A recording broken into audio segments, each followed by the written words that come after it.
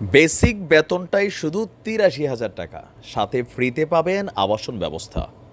যারা motor cycle চালাতে পারদর্শী অথবা ট্যাক্সি ড্রাইভার হিসাবে যারা পারদর্শী, যাদের বৈধ লাইসেন্স আছে, তারাই শুধু আমার ভিডিওর বাকি অংশটা মনোযোগ দিয়ে শোনেন। যদি সব কিছু থাকে আর মোটর সাইকেল চালাতে পারদর্শী হন, দুবাইয়ের উদ্দেশ্যে রওনা হইতে পারেন। ১৫০০ ভিসা দিচ্ছে দুবাই সরকার, স্পেশাল একটা রিকোয়ারমেন্ট। পুরো ভিডিওর বাকি অংশ বলার আগে আপনাদেরকে প্রথমে কিছু তথ্য দিচ্ছি। ফোন নাম্বার স্ক্রিনে আমি যে ফোন নাম্বারটা দিয়েছি, এটা হচ্ছে আমাদের ঢাকাতে যে দুবাইয়ের অ্যাম্বাসি আছে, সেই অ্যাম্বাসির অফিসিয়াল নাম্বার। এখন ফোন করলে কতটুকু ধরে এটা তারার ব্যাপার। নাম্বার 2, যারা সরাসরি ভিজিট করতে চান, আমার মনে হয় যে এইটা বেটার, দালালের খপ্পরে টপ্পরে গিয়েন না, ওইখানে গিয়ে কথাবার্তা বললেন, সুযোগ সুবিধা হয়তো বা থাকতে পারে। ১৯১ গুলশান নর্থ এভিনিউ, ঢাকা ১২১২ বাংলাদেশ। মানে স্বাভাবিকভাবে ঢাকা যে কোনো ট্যাক্সি চাপলেই বা ট্যাক্সিতে উঠলে আপনি সেখানে যেতে পারেন। এবার আসেন আমাদের বাইকারদের জন্য একটা বিশাল সুসংবাদ আসছে দুবাই থেকে। বাংলাদেশ থেকে প্রাথমিকভাবে ৯০০ মোটর সাইকেল চালক নেবে দুবাই, বেতন ৮৩,০০০। তবে এই ৯০০ অন ডিমান্ড থাকলেও পরবর্তী তথ্য বলছে ১৫০০ মোটর সাইকেল চালক নেবে। সংযুক্ত আরব আমিরাতে ভিসা নীতিতে একটা নতুন আশার বাণী শুনেছে দুবাই কর্তৃপক্ষ। তারা বলছে ডিমান্ড লেটারও অলরেডি পাঠিয়েছে দুবাইস্থ বাংলাদেশ মিশন।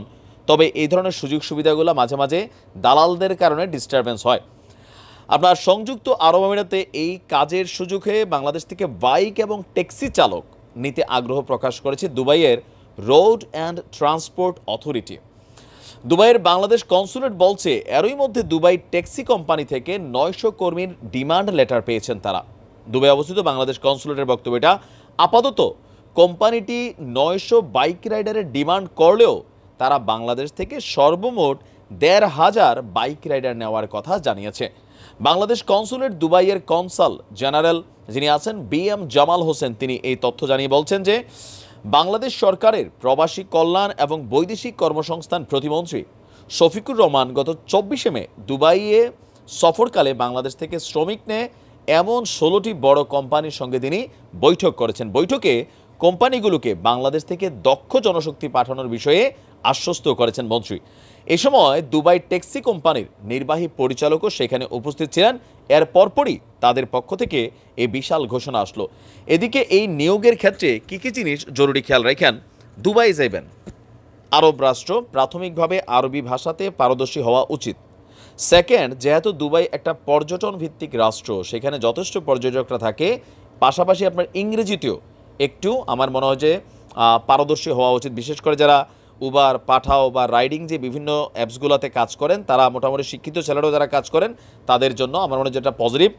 নিয়োগপ্রাপ্ত কর্মীদের বেসিক স্যালারি হিসাবে মাসে ২৬০০ দিরহাম, বাংলাদেশি মুদ্রায় ৮৩,০০০ টাকারও বেশি পাবেন।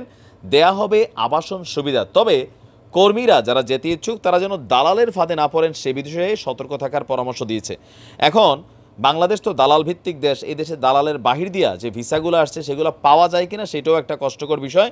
তো সেই ক্ষেত্রে আপনারা আমার মনে হয় যে সরাসরি দুবাই অ্যাম্বাসি যেটা আছে ঢাকাতে, সেইখানে ফোনে যোগাযোগ করেন, সরাসরি ভিজিট করেন, এই দুইটার একটা। বাট সামহাও এটাকে কে করে, বইসেলের মাধ্যমে যাবে, যেহেতু ন্যূনতম খরচ নামমাত্র খরচে নেবে। সো আমরা আশা করি বইসেলের পক্ষ থেকে আর একটু ক্লিয়ার দেওয়া উচিত। কারণ দেখা গেল যে আমরা নিউজ করছি, মানুষ আগ্রহ নিলে, এরপর হঠাৎ করে শুনলাম শেষ। কারণ যে ডিমান্ড, সেই ডিমান্ডের তুলনায় আমাদের যে রাইডাররা আছে আর বেতনের পরিমাণটা মোটামুটি অনেক ভালো, দুবাইতে থাকা খাওয়ার খরচ কম, সেই ক্ষেত্রে একটা হিউজ অথরিটিস সুবিধা আমার কাছে মনে হয়েছে এটা। আর বাইক বাংলাদেশে সারা পৃথিবীর মধ্যে ভারত, বাংলাদেশ, পাকিস্তানে যারা বাইক চালাইতে পারে, পৃথিবীর যে কোনো রাষ্ট্রেরা গাড়ি বা বাইক চালাইতে পারবে। কারণ আমাদের মধ্যে তো রিক্সা, অটো এইসব ঝামেলা অন্য দেশে নাই।